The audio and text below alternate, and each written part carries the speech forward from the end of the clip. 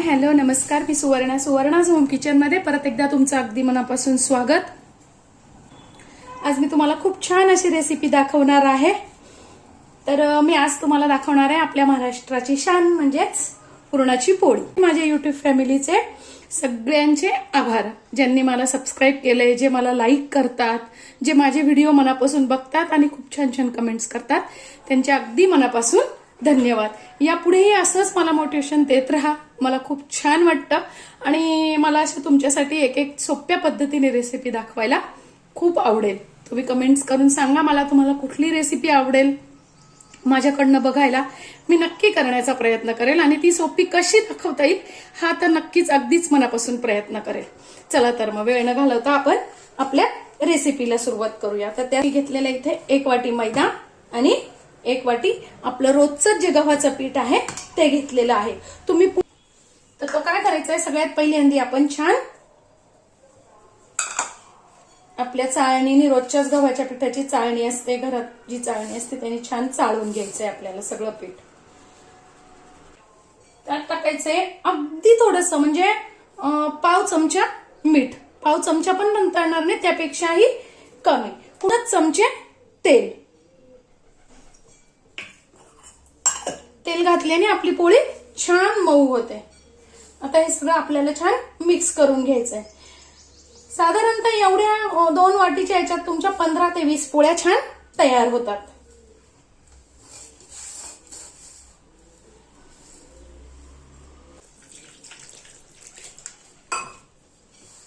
आणि जशी आपण पोळ्यांना कणिक भिजवतो ना, त्यापेक्षा ही जी पुरणाच्या पोळीची कणिक ही सैल असते, कारण जेवढी सैल पोळी कणिक असते ना तेवढीच पोळी छान ताणली जाते आणि पातळ छान अशी जाड पोळी नाही बनत, मग आपली अशी छान पातळ पोळी तयार होते। बघा किती ताणली जाते आपली कणिक। आता ही अर्ध्या तासासाठी झाकून ठेवायची आहे, तोपर्यंत आपण पुरण तयार करून घेऊ। मी इथे घेतली अर्धा किलो डाळ, तर तुम्ही एखाद्या भांड्याने घेतली तरी चालेल, कारण आपल्याला त्या भांड्यानेच पुढे पाणी पण टाकायचं असतं आणि त्या भांड्यानेच परत आपल्याला गुळ पण घ्यायचा असतो। ती आपल्याला स्वच्छ 3 ते 4 पाण्याने आता सगळ्यात पहिले धुवून घ्यायची आहे। आता बघा, ज्या भांड्याने मी डाळ घेतली होती त्याच भांड्याने 2 वाटे तेच 2 भांडे पाणी टाकून घेतलेलं आहे।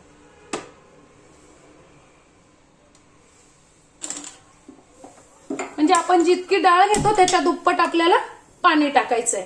मी इथे हळद वगैरे काहीही टाकत नाही, तुम्ही थोडीशी अर्धा चमचा हळद घालू शकता।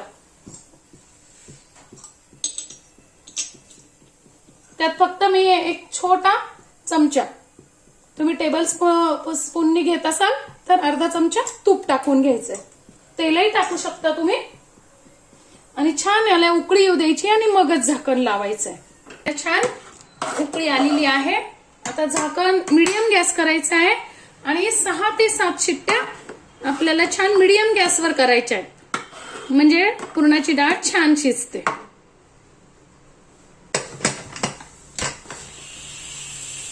एक रोळी घ्यायची आहे आणि रोळीवर डाळ सगळी काढून घ्यायची आहे आणि ते जे पाणी आहे त्याचा आपल्याला आता छान आमटी करण्यासाठी उपयोग होतो। कुकरमध्ये मी गुळाला चटका देऊन घेणार आहे, म्हणजेच आपण पुरण तयार करून घेणार आहोत। म्हणजे बघा, काहीच भांडे आपले निघत नाही, जितकी आपण डाळ घेतलेली होती तितकंच मी गुळ घेतलेला आहे, गुळ छान चिरून घेतलेला आहे।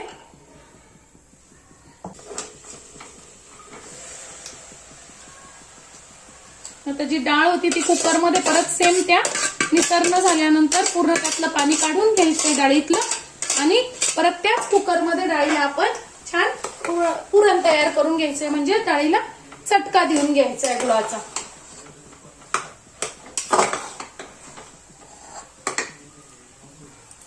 बघा या पद्धतीने। आता काय करायचंय, जितकं डाळ घेतली तितकंच आपण गुळ घेतलाय तो याच्यात टाकून घ्यायचा आहे आणि तुम्ही इथे साखरही घेऊ शकतात किंवा मग निम्मी साखर आणि निम्म गुळही घेऊ शकतात किंवा मग पूर्ण साखरही घेऊ शकतात। बघा, आपण जेव्हा गूळ टाकतो ना त्यावेळेस असं पुरण खूप पातळ होतं, पण घाबरायचं नाही, ते आपोआप नंतर घट्टही होतं. कंटिन्यू हलवत राहायचंय म्हणजे पुरण खाली लागत नाही. ते 5 मिनिटं झालेले, इतकं असं अजून सैल आपलं पुरण आहे. अजून आपल्याला थोडंसं घट्ट करून घ्यायचंय, म्हणजे एक पूर्ण जर वेळ म्हटला तर एक 8 ते 10 मिनिटात आपलं पुरण तयार होतं. इतकं असं घट्ट झालं की समजायचं आपलं पुरण तयार आहे. आता अजिबातही याच्यात पाणी नाहीये बघा, या पद्धतीने. आणि चमच्यावरती आपल्याला ते जड जाणवायला लागतं, म्हणजे समजायचं की आपलं पुरण आता तयार आहे. आणि आता काय करायचं मैत्रिणींनो, जेव्हा गरम असतं ना तेव्हाच लगेच बारीक करून घ्यायचंय. माझ्याकडे असं पुरणाचं यंत्र आहे, तुमच्याकडे जर ती पुरणाची गाळणी असेल तुम्ही त्याने पण करू शकता. गरम असताना जर आपण पुरण बारीक केलं ना तर पटकन बारीक होतं.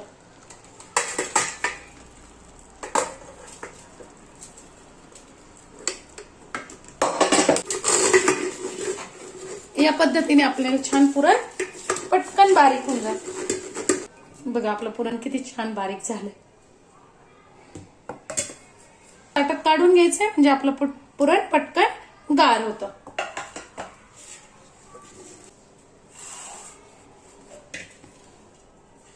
आपलं पुरण एकदम छान तयार झालेलं आहे. बघा, इतकं गरम असतानाच इतका छान गोळा तयार होतो, म्हणजे आपलं पुरण छान झालेलं आहे. बघा, आपलं पुरण छान गार झालेलं आहे. आता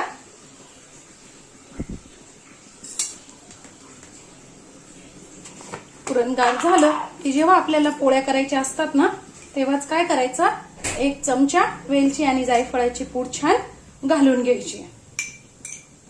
मी अशी वेलची आणि जायफळाची पूड करूनच ठेवलेली आहे. तुम्ही नुसतं जायफळ किसून घातलं गुळाच्या पुरणाला तरी छान लागतं. आणि छान असं कालवून घ्यायचंय. आणि काय करायचं, असे गोळे आपण करून घ्यायचे म्हणजे आपल्या पोळ्या पटपट होतात. छान पोळीची मी आता थोडासा तेलाचा हात घेणार आहे आणि बघा, मस्त अशी कणिक आपली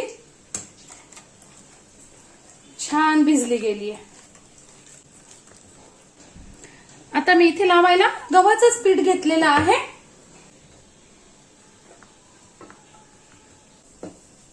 छोटासा गोळा घ्यायचा आहे. अगदी सोप्या पद्धतीने सांगतेय. त्यात असं पुरण भरून घ्यायचंय. आणि आपण मोदक कसं करतो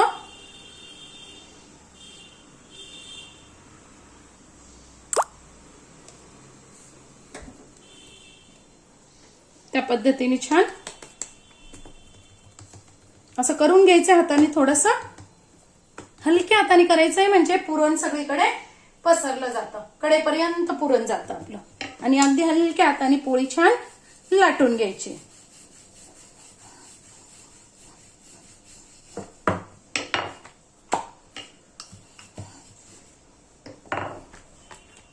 आणि तव्यावर टाकून घ्यायची.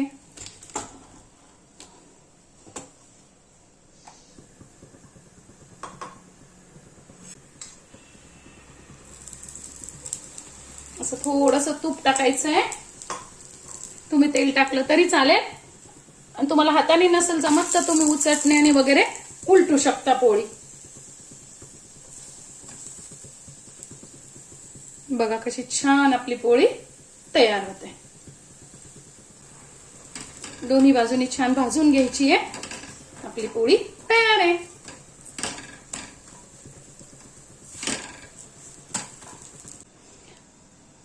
बघा मैत्रिणींनो, आपल्या पोळ्या किती छान तयार झालेल्या आहेत. अतिशय मऊसूत अशा, अगदी मस्त अशा आपल्या पोळ्या तयार आहे. तुम्ही नक्की करून बघा या पद्धतीने. खूप छान मऊ, छान चवदार असं गुळाचं पुरण तयार होतं. माझी आजची व्हिडिओ तुम्हाला कशी वाटली कमेंट्स मध्ये नक्की सांगा. चॅनलला लाईक, सबस्क्राईब आणि शेअर करा. धन्यवाद.